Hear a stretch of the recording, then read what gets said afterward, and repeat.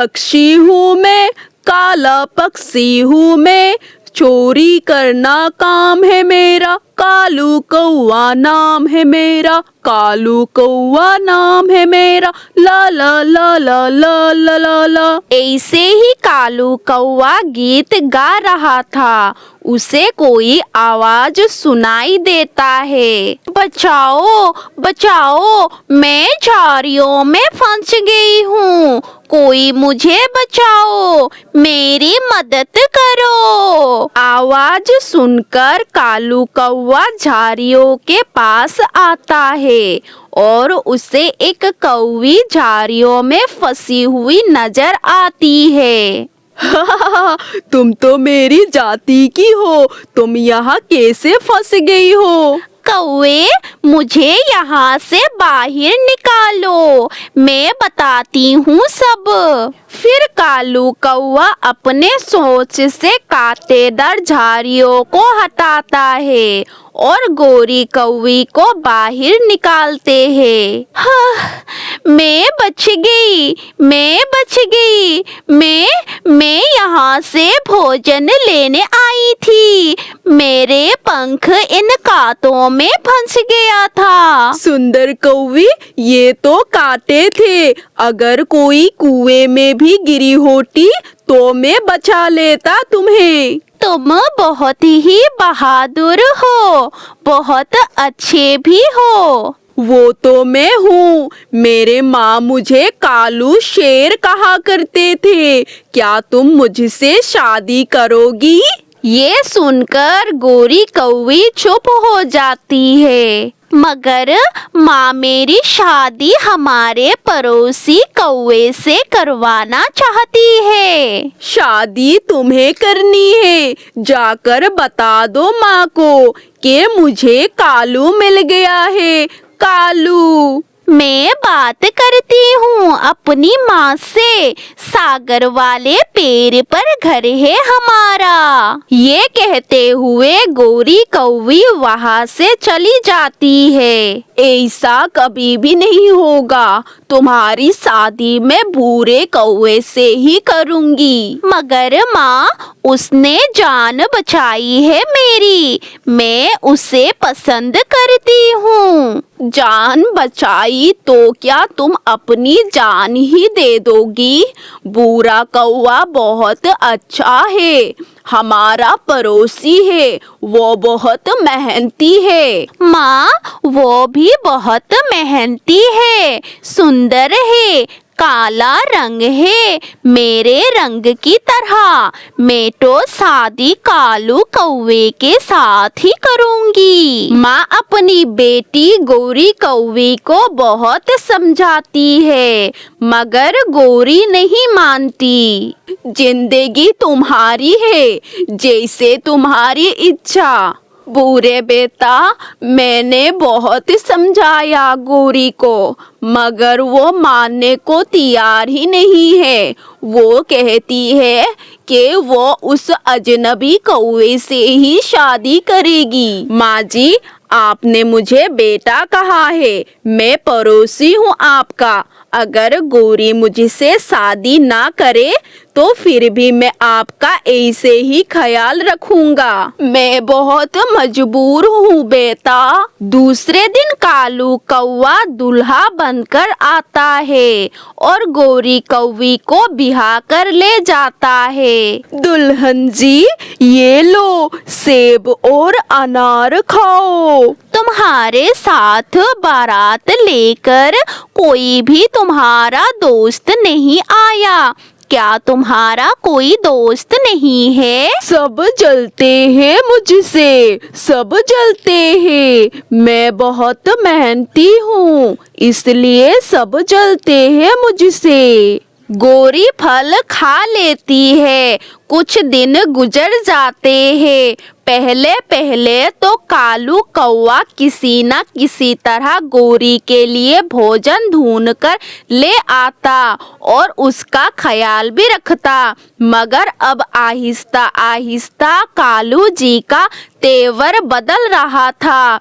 उसका आलसीपन नजर आ रहा था। वो ठंडी छांव में सुबह से सोया हुआ था। ओहो, मैं तो सो गया था। अब शाम भी हो गई है। इस समय गौरी के लिए भोजन कहाँ से लेकर जाऊं? ऐसे ही कालू कौवा आज खाली हाथ लौट जाता है। भतीजी, आज तुमने मेरी भोजन नहीं लाई? अभी शाम है, जाओ और आज अपना भोजन खुद ढूंढ कर लेकर आओ। मुझे कहीं से भी भोजन नहीं मिला। फिर गौरी कौवी अपना भोजन लेने के लिए चली जाती है। वही नदी के पार गौरी कौवी को मिट्ठू तोता मिलता है। गौरी, अपने पति से कहना मेरे पैसा वापस कर दे जो उसने मुझसे उधार लेकर शादी करवाई है। अगर ना दिया तो मैं कल उसे घर से निकाल दूंगा। उधार? मेरे पति तो खुद बहुत मेहनती है, किसी से उधार पैसा क्यों लेगा? मेहनती, और वो भी कालू कौवा। जब से उसकी शादी हुई है वो भोजन भी मुझसे मांग कर लेकर जाता है। ये सब सुनकर गौरी बहुत निराश हो जाती है। वो घर वापस जाती है।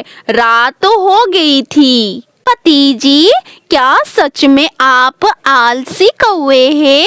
तुम्हें ये किसने कहा? मुझे जो पक्षी मिला उसने ऐसा ही कहा।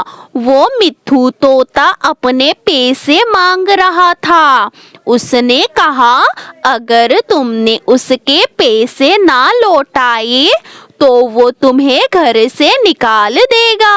अगर तुम्हें सच मालूम ही हो गया है तो सुन लो, मैं ऐसा ही हूँ। काम वाम करना मेरी आदत नहीं है और वो मिट्ठू के बच्चे को तो मैं देख लूंगा। सुबह हो जाती है। कौवे अभी भी सोए हुए थे। उनके दरवाजे पर दस्तक होती है। कबूतर, तुम सुबह सुबह ही? हाँ, शाम तक मेरे ये घर खाली कर दो। तुमने तो कहा था शादी के 3 दिन बाद यहाँ से चला जाऊंगा और अब महीना होने वाला है। तो ये घर भी तुम्हारा नहीं है?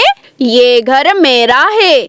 इसने 3 दिन के लिए मुझसे किराए पर लिया था और अब ना तो किराए दे रहा है और ना ही घर से जा रहा है। जा जा, तू अपना काम कर। मैं शाम तक खाली कर दूंगा ये घर। कबूतर वहाँ से चला जाता है। माँ सच्ची ही थी। मैंने अजनबी कौवे पर विश्वास करके बहुत बड़ी गलती की। अब तो हो गया गलती। पत्नी जी, अब क्या फायदा ऐसे रोने का? अब तो मेरे साथ ही रहना होगा। जहाँ मरेगा कालू कौवा वही मरेगी गौरी कौवी। जाओ अब जल्दी से मेरे लिए भोजन लेकर आओ। मैं तो ऐसा ही हूँ। गौरी कुछ बोले बिना वहाँ से चली जाती है। गौरी नदी के पार जाती है और वहाँ बैठकर रो रही थी। वो पहाड़ों पर जाती है। वो बहुत दुखी थी। उल्लू जी, 1000 रुपए दो और उसे ले जाओ। सारे काम करेगी वो। मेरी पत्नी को ऐसा नौकरानी चाहिए जो घर की काम अच्छे से कर सके। दोस्त, तुम चिंता ना करो। 1000 में महंगा नहीं है ये सौदा। वो तुम्हारे घर के काम भी करेगी और भोजन भी ला कर देगी। बाहर खड़ी गोरी कौवी ये सब सुन रही थी क्योंकि वो भोजन लेकर वापस आ गई थी। अगर वो कहीं भाग गया तो मैं अपना पैसा वापस ले लूंगा। वो कहीं नहीं जाएगी, ना तो वो अपने माँ के पास जा सकती है और ना ही मेरे पास आ सकती है। तो फिर लो ये 1000 रुपए, सौदा पक्की। मैं आज ही किसी बहाने से तुम्हारे घर ले आऊंगा। ये सुनने के बाद गोरी वहां से भाग जाती है।